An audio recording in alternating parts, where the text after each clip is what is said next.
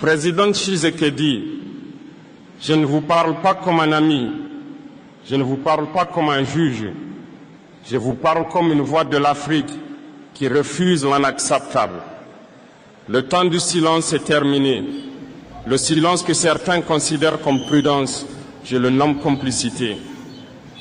Car quand des enfants meurent, quand des villages sont attaqués, quand des familles vivent dans la terreur, tout silence devient crime moral. Monsieur le Président, vous êtes le gardien du Congo.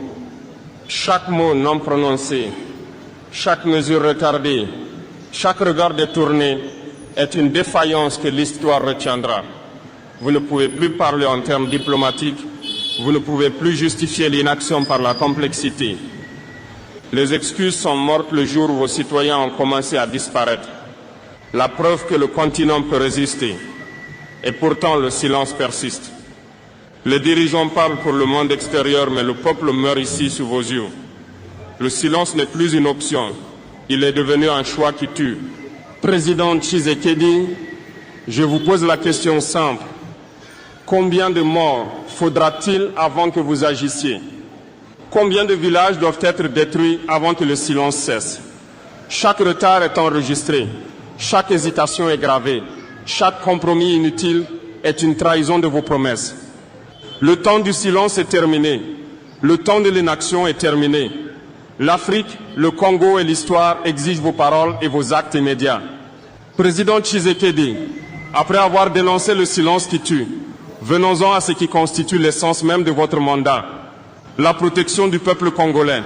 Si vous n'agissez pas pour protéger ceux que vous avez juré de servir, aucune richesse, aucun discours, aucune légitimité internationale ne vous sauvera. Un président qui laisse son peuple dans la peur n'est pas un leader. Il est complice de leur souffrance. Chaque village abandonné est un échec. Chaque famille laissée à la merci des milices est un crime moral. Chaque enfant qui dort dans la peur est un témoignage de votre inaction. Vous ne pouvez plus cacher derrière les compromis ou la diplomatie. La sécurité n'est pas négociable. Elle est obligatoire. Président Tshisekedi, je vous demande, qui protège aujourd'hui les habitants de l'Est? Qui garantit que les familles de Goma ne vivent pas dans la peur permanente? Si vous ne répondez pas à cette question, le monde entier saura que votre silence est un choix et que ce choix pèse sur des vies innocentes. La paix n'est pas un mot, elle est un acte. La paix proclamée dans des conférences ou dans des communiqués n'a aucune valeur si les populations continuent à mourir ou à fuir. La paix doit être ressentie dans chaque village, chaque maison.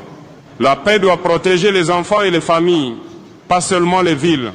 La paix qui n'existe que sur papier est une insulte à l'intelligence et au courage. Président Tshisekedi, votre mandat se mesure à une seule chose.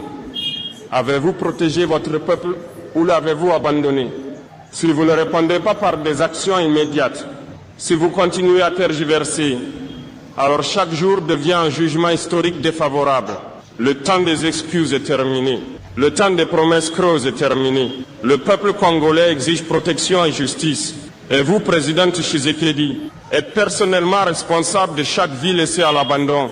Président Tshisekedi, après avoir parlé de sécurité et de protection du peuple, venons-en à une autre trahison silencieuse mais mortelle, les richesses du Congo qui ne servent pas son peuple.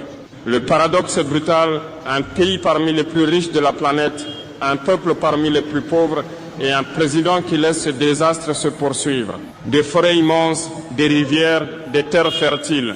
Et pourtant, des enfants meurent de faim, des familles manquent d'eau potable, des villages n'ont pas d'école ni de soins.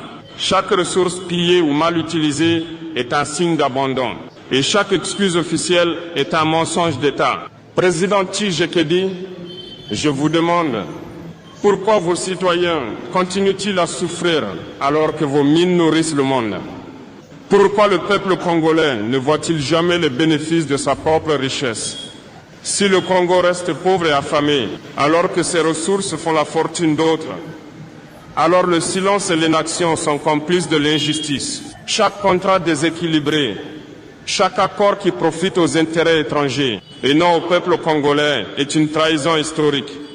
Vos décisions ne peuvent plus servir uniquement à satisfaire le système.